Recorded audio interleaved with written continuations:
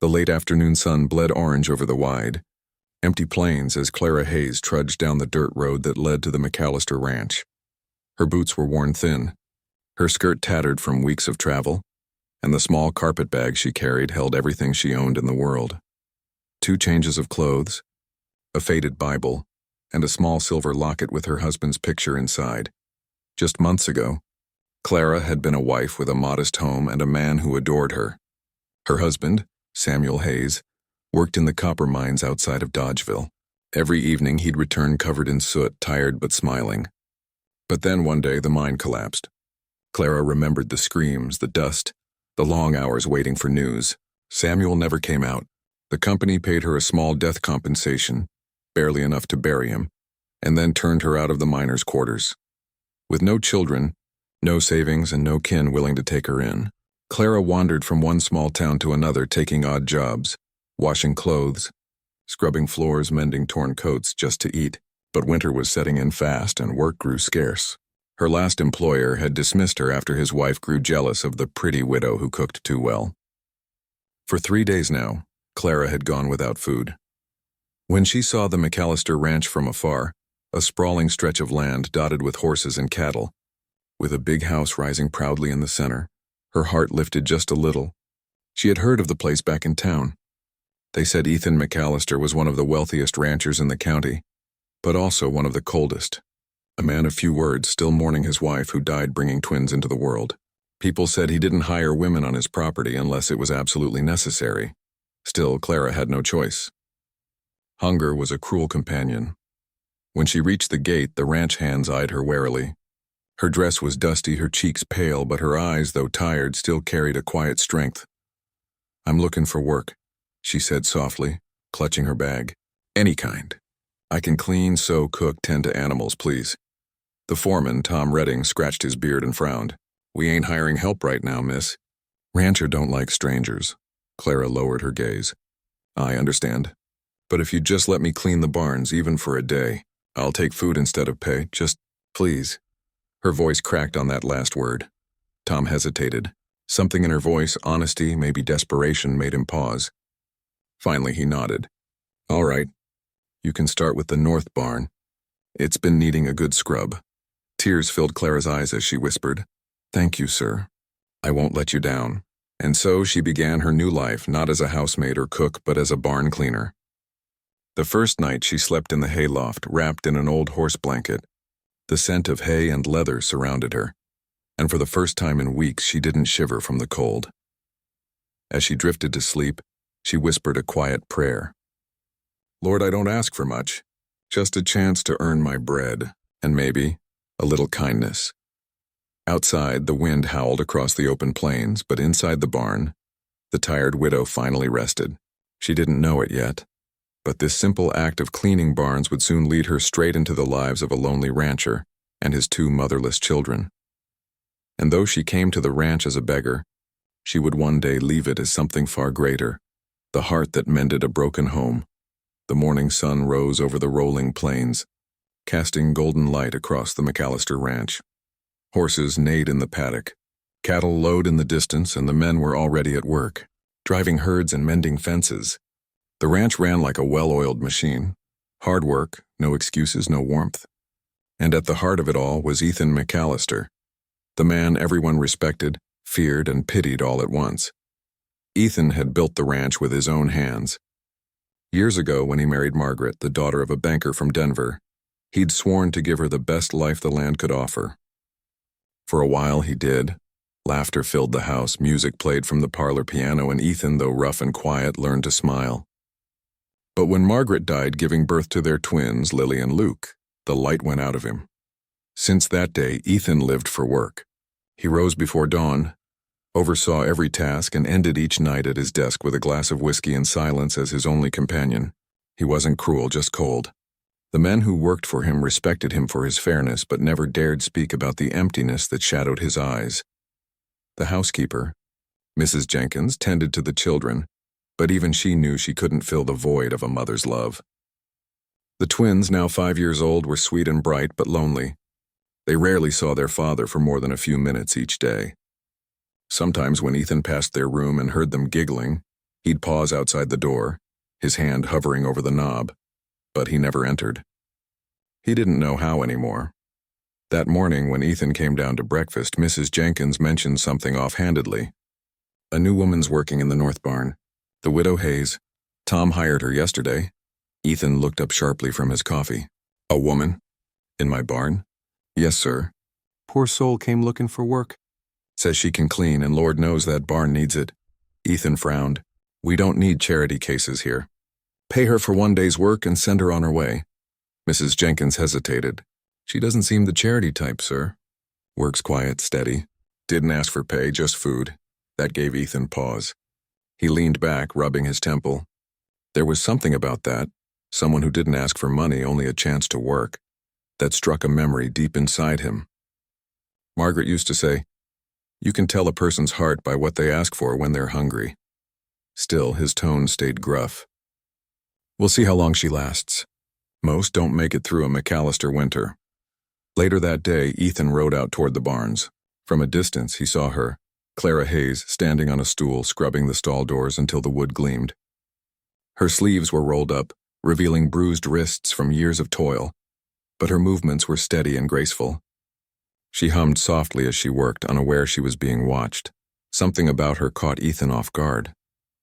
She wasn't young, not in the way that turned heads in town, but there was a quiet dignity about her, a calm resilience that reminded him of the prairie itself, worn by storms but still standing. When she finally noticed him, she startled and nearly dropped the bucket. Oh, sir. Forgive me, I didn't see you there. I'll finish soon, I promise. Ethan dismounted slowly. You're the new help. Yes, sir. Just cleaning, as Mr. Redding asked. He nodded curtly. You'll get supper and a cot in the loft. Keep the barn tidy and you'll earn your meals. Clara lowered her gaze. Thank you, sir. As he turned to leave, Ethan glanced once more at her hands, red and raw, yet still working without pause. For a fleeting moment, something softened in him, but he quickly buried it beneath the steel mask he'd worn for years, because Ethan McAllister didn't believe in miracles anymore, and yet one had just arrived in his barn, singing softly to the horses as the cold wind swept through the plains. A few days turned into a week, and the McAllister ranch settled into its quiet rhythm. The men worked the fields. The cattle moved across the pastures, and in the far barn, Clara Hayes could always be found, her sleeves rolled up, her hair tied back with a ribbon that had long since lost its color. Every morning before sunrise, she lit the lanterns, swept the stalls, and talked softly to the horses as if they were old friends. The animals, usually restless around strangers, calmed under her touch. She had that gift, gentle hands that knew how to soothe even the most frightened creature. To the ranch hands, Clara was a mystery. She never complained, never asked for more food or rest. She worked from dawn till dusk, then climbed up to the hayloft to sleep. Some whispered she was too proud. Others said she was just broken by life. But no one could deny how much cleaner, brighter, and quieter the barns had become since she arrived. Inside the big house, life was colder. Lily and Luke, the rancher's twins, spent their days in the nursery under the care of Mrs. Jenkins, but they were restless and curious. Their father rarely joined them for meals or stories. Ethan's grief, though unspoken, was a wall they couldn't climb. One afternoon, when Mrs. Jenkins was busy baking, the twins slipped out the back door, giggling and holding hands. They followed the path to the barn, chasing a butterfly that danced in the sunlight. When they reached the open door, they stopped short. There she was, the new barn lady, with a broom in one hand and a pail in the other, softly humming as she worked. Her voice was gentle like the lull of a summer breeze. The twins crept closer, their boots crunching on the hay. Clara turned at the sound and gasped. Oh, you two nearly scared me, Lily grinned. Are you the horse lady? Clara smiled kindly. I suppose I am. And who might you be? I'm Lily, the little girl said proudly. And this is my brother Luke. Papa owns all this. Luke puffed out his chest, trying to look important, but Clara only chuckled softly. Well, Master Luke and Miss Lily, it's a pleasure to meet you both. The twins looked around curiously. What are you doing? Luke asked. Making the barn a home for your horses, Clara said, wringing her cloth. They deserve to live in a place that's clean and warm, don't you think? The boy nodded solemnly. Mama used to say that too. Clara paused, the rag slipping slightly from her fingers. Did she now? The little girl's voice grew softer. She's gone. Papa says she's with the angels. Clara felt a lump form in her throat. She knelt beside them, brushing a strand of hair from Lily's face. Then she must be watching over you both, proud as can be. Luke's lip trembled. I miss her. Without thinking, Clara opened her arms. The twins stepped into her embrace, small and warm against her. She held them close, humming the lullaby she once sang to her husband, the one that spoke of stars and home and love that never fades. Before long, their breathing slowed, and the two children fell asleep in her arms, curled up on a pile of fresh hay. Outside, a shadow moved. Ethan McAllister had come looking for his children. He stopped at the barn door, his voice ready to scold, but the words died on his tongue. There, in the golden light filtering through the slats, he saw his twins asleep. Lily's head on Clara's shoulder, Luke's small hand clutching her sleeve. And Clara, still humming softly, looked down at them with a tenderness that made his chest ache. He hadn't seen that look in 5 long years. For the first time in forever, Ethan didn't know whether to speak or stay silent. Something unfamiliar, something dangerous stirred in his heart. The twilight sun bled through the barn slats, casting stripes of gold across the hay. Ethan McAllister stood in the doorway, motionless, his hand gripping the frame. The scene before him was something out of a dream, or perhaps a memory he'd long tried to bury. His twins lay fast asleep, their small faces peaceful and rosy. Clara Hayes sat against a hay bale, her back slightly curved, one hand resting protectively on Lily's shoulder while the other smoothed Luke's hair. She was humming softly, the melody drifting through the air like a ghost of something long forgotten. Gentle, familiar, heartbreakingly human. For a moment, Ethan just watched. The sound stirred something raw in him, a memory of his late wife's voice rocking the babies by the fire. He swallowed hard, feeling the ache return. But then reason replaced emotion. He stepped forward, boots crunching against the dirt floor. Clara startled awake. Her eyes widened when she saw him, and instinctively she drew the twins closer, as if shielding them from his stern figure. Mr. McAllister, His voice cut through hers, low and hard. What are my children doing here? Clara's throat went dry. I don't know how they got here, sir. They must have wandered in while I was working. I found them near the horses. They looked tired and frightened, so you decided to hold them? His tone was cold, though his heart twisted with every word. I only meant to comfort them, she said quietly. They fell asleep before I could bring them back. Ethan's gaze dropped to his children. Lily's small hand still clutched Clara's sleeve. Luke's cheek rested against her arm. They looked content, safer than he'd seen them in months. It should have softened him. Instead, it unsettled him. He took a step closer. You had no right to touch them. Clara's lips trembled. Forgive me, sir. I only did what any mother would do. The word struck him like a hammer to the chest. A mother. That word had no place in his house anymore. For years he'd tried to erase the ache of loss, to fill it with work, with silence, with distance. And now here was this poor widow, a stranger, daring to fill a space he'd sworn would never be filled again. His jaw tightened. See that it doesn't happen again. The barn is for horses, Mrs. Hayes. Not for my children. He turned sharply and started to lift the sleeping twins. But as he gathered Lily into his arms, she stirred and murmured sleepily, Don't go, Miss Clara. The simple plea froze him. For a second, Ethan saw his late wife's eyes in his daughter's face, soft, trusting, full of love. His throat closed. He said nothing. Clara looked down, her voice barely above a whisper. They just needed a bit of comfort, sir. That's all. He said nothing as he carried the twins back toward the house. But inside him, something fractured. The brittle wall he'd built around his heart had started to crack. Later that night, Ethan sat by the fire, staring into the flames. The house was silent except for the ticking of the clock and the faint wind howling through the cracks. Mrs. Jenkins had tucked the twins into bed, but they had cried for a long time, calling for the woman in the barn. Ethan poured himself a drink but didn't touch it. The image wouldn't leave his mind. Clara's arms around his children, her voice soft as dusk, her eyes full of kindness, not pity. It wasn't anger he felt anymore. It was fear. Fear that she had awakened something in him he'd buried too deep.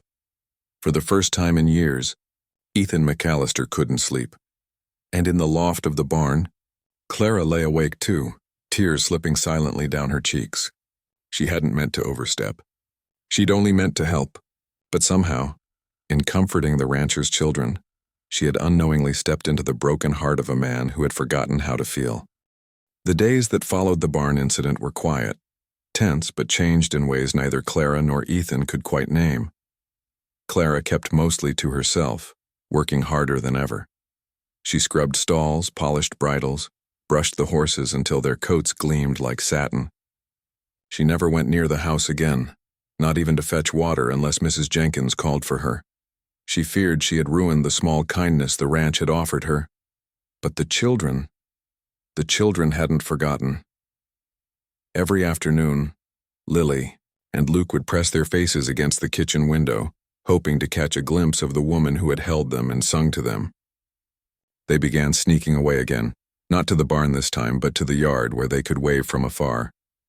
At first, Clara pretended not to see. Then one morning she smiled and waved back.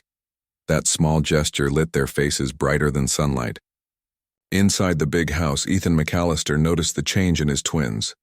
They laughed more. They spoke about the barn lady as if she were a fairy tale character, kind and brave, someone who made the world less lonely. He told himself he disapproved. But deep down, he listened. He began taking his coffee on the porch at dawn, where he could see Clara working in the fields. She moved gracefully, efficiently, without complaint. Sometimes he'd catch her laughing softly with the horses, as if they were old friends.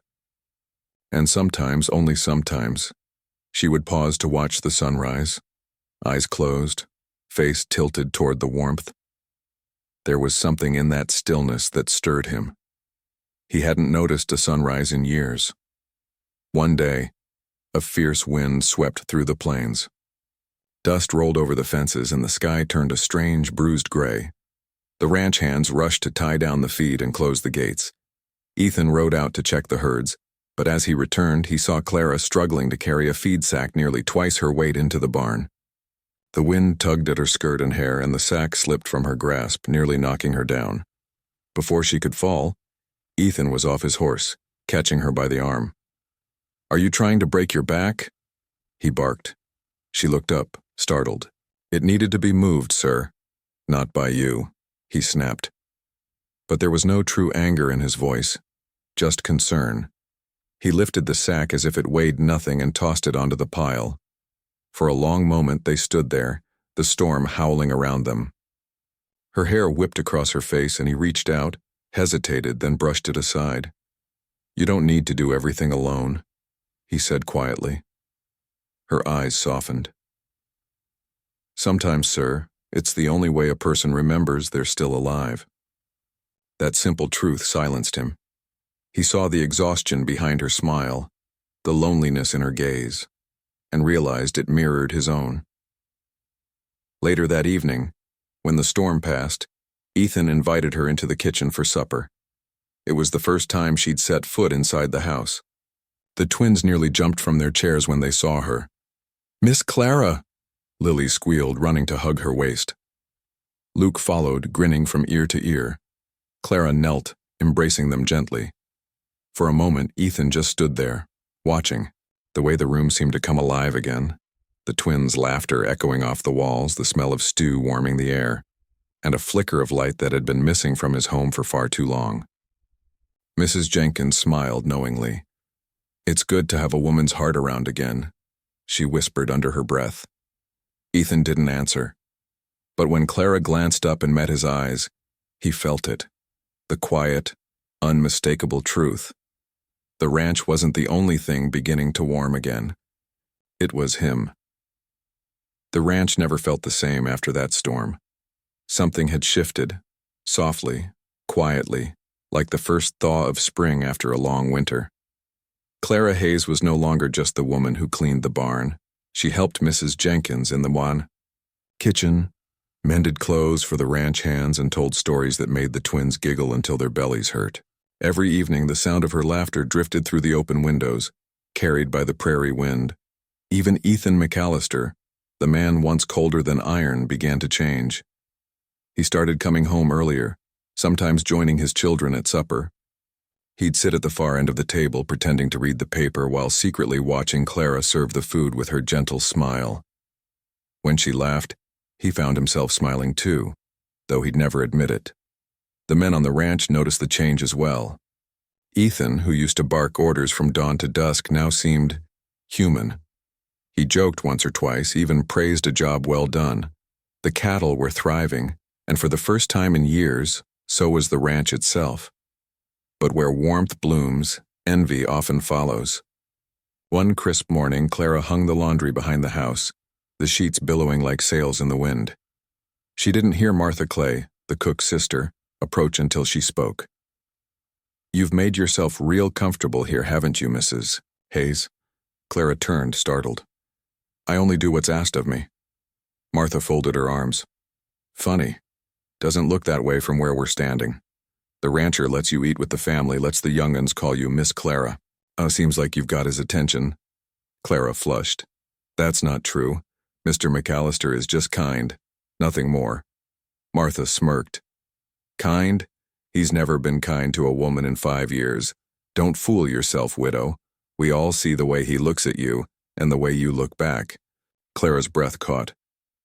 "You're mistaken." "Maybe," Martha said, stepping closer. "But around here, a woman like you, poor, desperate, no name, no dowry, you're an easy target for talk. Men don't like their boss tangled up with barn help." She turned and walked away, leaving Clara frozen, the sheet in her hands trembling. That night, Clara couldn't eat. The laughter at the supper table felt distant, muffled by shame. Each time Ethan spoke to her, she saw the ranch hand's knowing glances. When Lily reached for her hand, she hesitated, afraid of what people might say. After dinner, she slipped outside into the cool night. The stars stretched endless above her, but she felt small beneath them. The words kept echoing. No name, no dowry, easy target for talk. She thought of the life she'd had before, the quiet home, her husband's warm smile. He'd been poor too, but their hearts had been rich. And now, standing in the moonlit yard, she realized how dangerous it was to let her heart start hoping again. When Ethan found her there, staring out at the dark fields, he sensed something was wrong. "Clara?" His voice was softer than usual. "Is something troubling you?" She forced a small smile. "No, sir. Just thinking." He studied her face, the sadness in her eyes. "If someone said something to you—" "It's nothing," she interrupted quickly. "You've all been kind, I think it's time I move on. I've been here long enough." The words hit him like a punch. "Move on? You're leaving?" She nodded faintly. "I've overstayed my welcome." Ethan took a slow step forward. "No, you haven't. You belong here, Clara." Her eyes filled with tears. "That's what scares me most, sir." Before he could say another word, she turned and walked toward the barn, the wind lifting her skirt as she disappeared into the dark. Ethan stood rooted in place, his chest tight, his mind reeling. For years he had lived without feeling anything, but now the thought of losing her felt unbearable, and somewhere deep inside, he knew. This wasn't about gossip or pride anymore. He was in love. Next morning, the ranch was strangely quiet. The roosters crowed, the horses stomped in their stalls, but the usual sound of Clara Hayes's gentle humming was gone. Ethan McAllister stepped out onto the porch, a cup of black coffee in hand, scanning the yard as he always did at sunrise. But the sight that greeted him sent a chill through his chest. The barn door was wide open, her cot was empty, and her few belongings were gone. She had left. At first, he told himself it was for the best. She was just a worker, and workers came and went. But as he looked toward the corral, where his twins were sitting on the fence with tear-streaked faces, his resolve broke. "Papa," Lily whispered. "Miss Clara's gone. Mrs. Jenkins says she left before dawn. Why?" Ethan knelt, resting a heavy hand on his daughter's small shoulder. He tried to answer, but the words caught in his throat. Luke, quieter but braver, looked up at him. Was it because of us? That simple question pierced straight through him. He stood abruptly, the coffee spilling into the dirt. "No," he said hoarsely. "Not because of you." Then, without another word, he strode toward the stable, saddled his horse, and rode out into the gray morning. The wind whipped against his face as he rode down the dusty road toward town. The plain stretched endlessly ahead, but his eyes searched every rise and bend for a glimpse of a worn shawl or a small figure walking alone. Clara hadn't taken a carriage. She couldn't afford one. That meant she was on foot, and the thought of her wandering the open prairie, defenseless and alone, filled him with a guilt so sharp it hurt to breathe. Every mile he rode, her words from the night before echoed in his mind. "That's what scares me most, sir." He hadn't understood then. Now he did. She had been afraid of her own heart, and of his. By noon he reached the outskirts of Mill Creek, a small dusty town with one inn, a trading post, and a church that rang every Sunday whether or not anyone came. He asked everyone he could find, the blacksmith, the innkeeper, the general store owner, but none had seen her. Finally, as he turned to leave, a stable boy spoke up. "Sir, I saw a lady heading down the south road this morning. Had a small case and a gray shawl." Ethan's heart kicked hard. Did she say where she was going? The boy shrugged. "Looked like she was crying, sir. Just said she was leaving for Dodgeville. Said there was no reason to stay." Ethan didn't even thank him. He kicked his horse into a gallop and tore down the south road, dust rising behind him like smoke.